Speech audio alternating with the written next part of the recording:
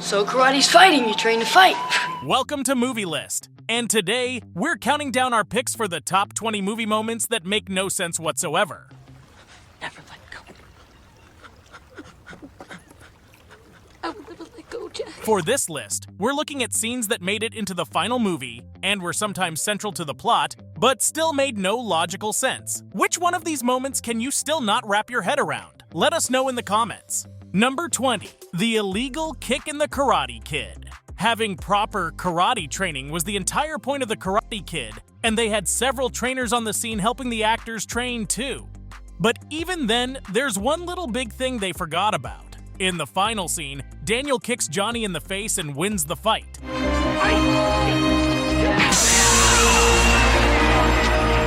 But the problem is the fact that this kick was fully illegal. Daniel should have just been disqualified for this particular move, not given the whole trophy. Now, it's unclear if this was just so they'd have a dramatic way of ending the movie, or they just didn't put enough thought into making the scene impactful without using an illegal move. But if you think about it, there's also been a bit of a callback to this move in Cobra Kai 2, when Miguel also uses the same kick in a fight and wins. I can't believe he stole your move. While there has been a lot of debate on this one, but even Ralph Macchio, the actor that plays Daniel, agrees that the kick was illegal, but they decided to go with it anyway. Number 19. Unnecessary heroics in Gravity. George Clooney has a way of tugging on anyone's heartstrings, especially if he's in space. In the movie Gravity, George's character Matt is stuck in space with Sandra Bullock's character, Ryan. Ryan tries to rescue Matt, and actually grabs hold of him, but he's adamant that she lets him go and save herself. Ryan, listen. Pull you in. You have to let me go. No. The ropes are too loose. Eventually, he unclips himself and floats away to the open space, where he dies. You have to let me go, or we both Not die. letting you go, we're fine. No. But the thing is, they're in space, where they weigh nothing. All Ryan needed to do was tug on Matt, and he'd just float back to her. She could have just used her knees to reel both of them in, and the momentum would just float them back toward the spacecraft. But nope, Matt wanted to break everyone's hearts, and he did that, for basically no reason. Number 18. Infamous poster in Shawshank Redemption. To get his Shawshank Redemption, Andy Dufresne knew that he had to make a daring escape from prison.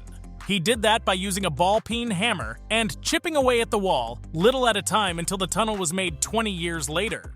As he did that though, he covered up the hole in progress with a poster. And while that's pretty crazy on its own, it's not the point that doesn't make sense.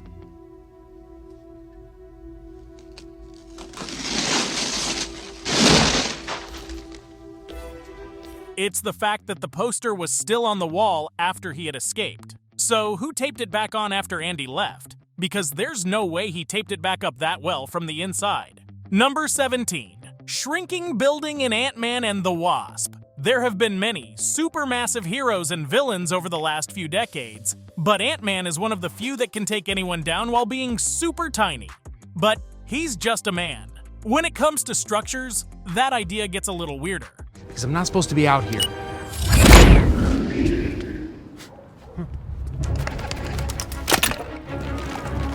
But how come people in the area don't notice this skyscraper just appearing and disappearing whenever it wants? Why is no one asking questions? Number 16. Loud waterfall in a quiet place. The whole premise of A Quiet Place was that you can't make any noise at all. Even the tiniest bit of a crack would lead to the monsters just devouring you alive. But at one point, we see Lee take his son to the waterfall to show him that they can speak and make noise if the ambient noise of the environment is louder than they are.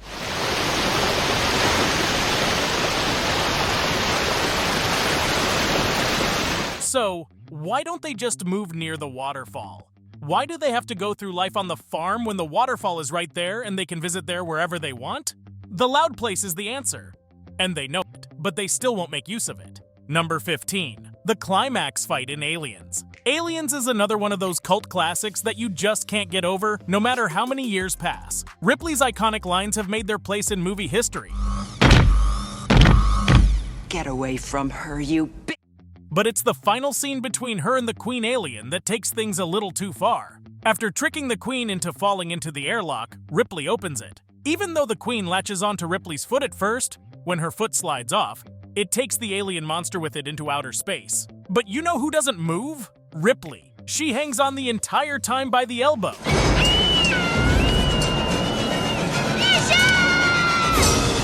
She had no issues breathing or holding on and just climbed back up afterwards to close the airlock like it was an average door. Number 14. Buzz Lightyear's identity, Toy Story. While all of the toys in Toy Story understood the fact that they were in fact toys, Buzz had a bit of an identity crisis. He believed that he was in fact Buzz Lightyear, a real space ranger, not the toy. With Andy's new toy. Toy? T-O-Y.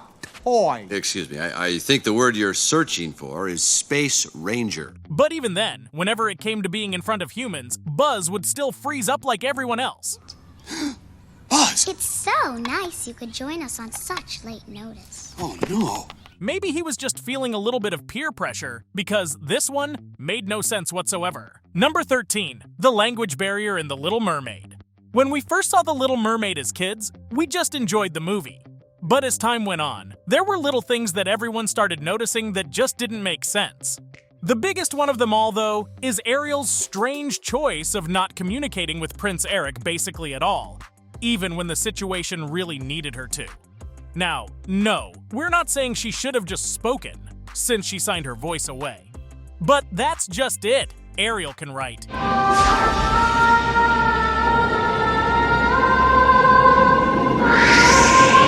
So why doesn't she just communicate by writing things down? Guess that would just render the entire plot useless, wouldn't it? Number 12. Joker's plot armor in The Dark Knight. The Joker is inarguably one of the best villains of all time. But even the best villains have to have some limits to their capabilities, don't they? But maybe the Joker is immune to failure, or plot convenience is just high priority for him. And this starts off right away. In the opening sequence of the movie, the Joker does a whole heist in a bank, and then when it's time to get away, a whole school bus breaks into the side of the bank, and the Joker takes it to escape. But the bus gets no damage at all. And even though you can see a massive cloud of dirt coming from his bus, it blends in just fine, and the Joker gets away right in front of the police.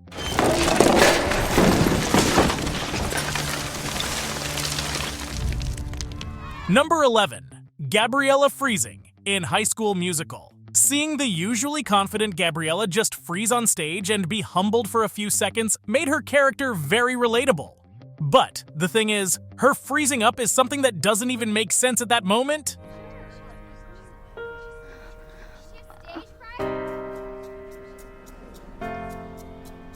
That's because Troy has the first line. There was supposed to be no pressure on her or anything. She just had to follow his lead, but took the moment to be all dramatic about it instead. Number 10. Mike and Sully's relationship timeline in Monsters, Inc. When you're talking about cult classics like Monsters, Inc., it's hard to even think they would have made any mistakes. Disney is literally the king of callbacks and Easter eggs. But then, you have this dialogue that just shakes up that whole idea. You've been jealous of my good looks since the 4th grade, pal. Sully couldn't have been jealous of Mike as a kid, according to the prequel. The two didn't even meet until college. What is... Archie! So did Sully just imagine Mike and become jealous of him as a child? Or does Mike just have a big head? Number 9. The Choice in Saw. The first Saw movie changed the horror genre for the better. It was the first time anyone had created a horror movie like this, but as good as it was, a few things just don't add up. After spending hours locked up, Lawrence finally gets to hear from his wife and daughter, only to not be able to reach the phone.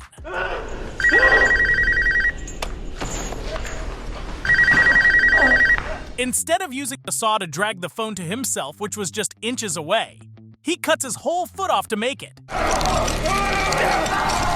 Even as a panic-stricken man, there are hundreds of things one would do before just giving up and slicing your own foot off. Number 8. The mom in Mamma Mia. Meryl Streep's performance in Mamma Mia is a work of art, but you can't just have a great cast and throw logic out the window. In the first Mamma Mia, Donna very angrily talks about her dead mother. Somebody up there has got it in for me. I bet it's my mother. Oh, and wasn't she a ray of sunshine? So it's been established that there's some teen angst, some heartache there from her passing, right? Well, when it came to writing the sequel, they just forgot this scene ever existed? Because you see, the sequel's central plot point is about her very much alive mother, who was played by Cher.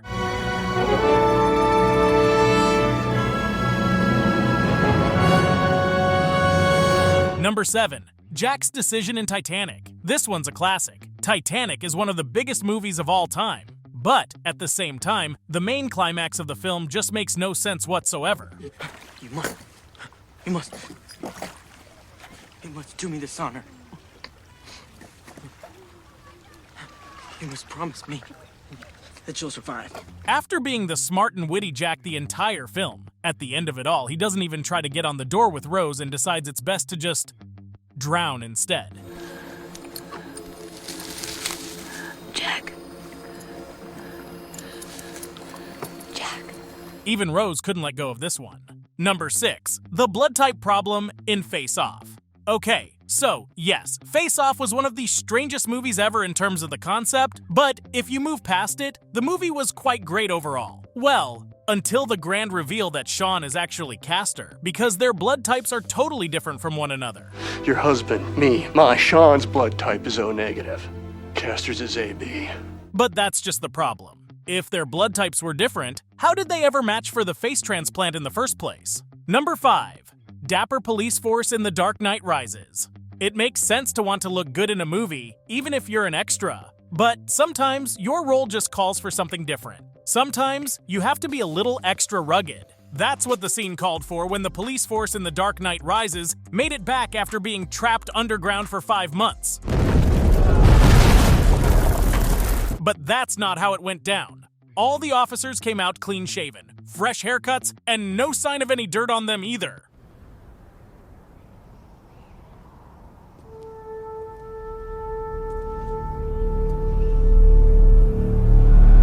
Most of us can't even look that good right after a shower, let alone 5 months into survival mode. Number 4. Mike's driving skills in Halloween. Mike Myers was a character that still has people shook at nothing but the mention of his name. The movie just had that type of an impact. But that doesn't mean that every scene went on just right. You see, Mike was supposed to be in a psychiatric facility for 15 years, starting when he was 10. Michael? But funny enough, when he broke out at over a decade later, he even knew how to drive a car, perfectly.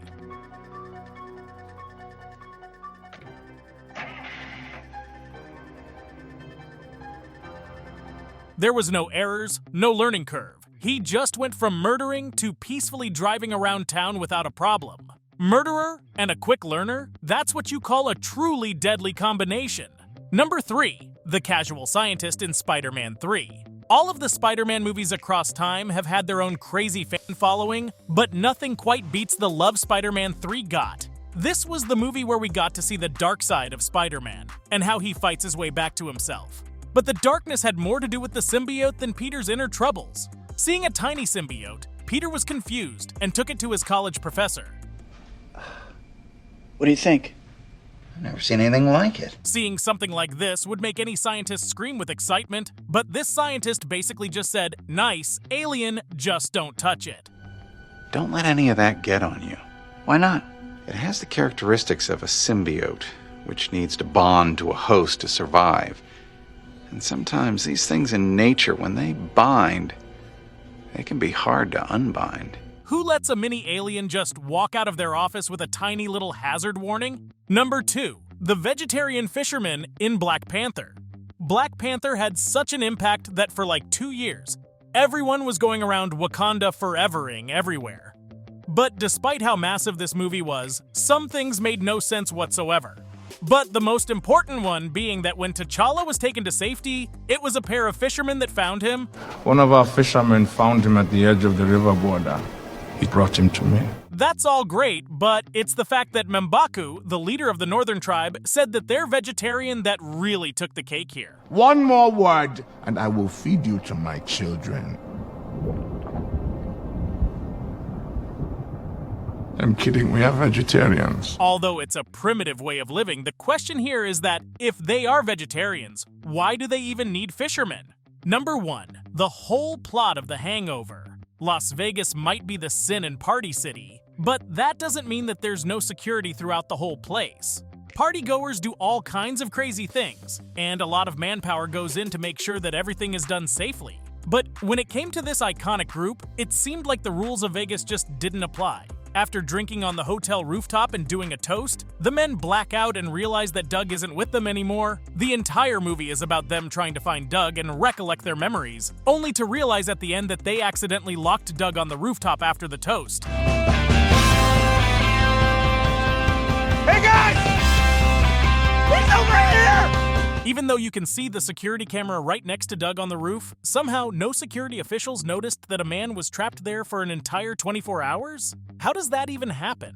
Did you enjoy the video? Check out this next video and be sure to subscribe to the channel for more.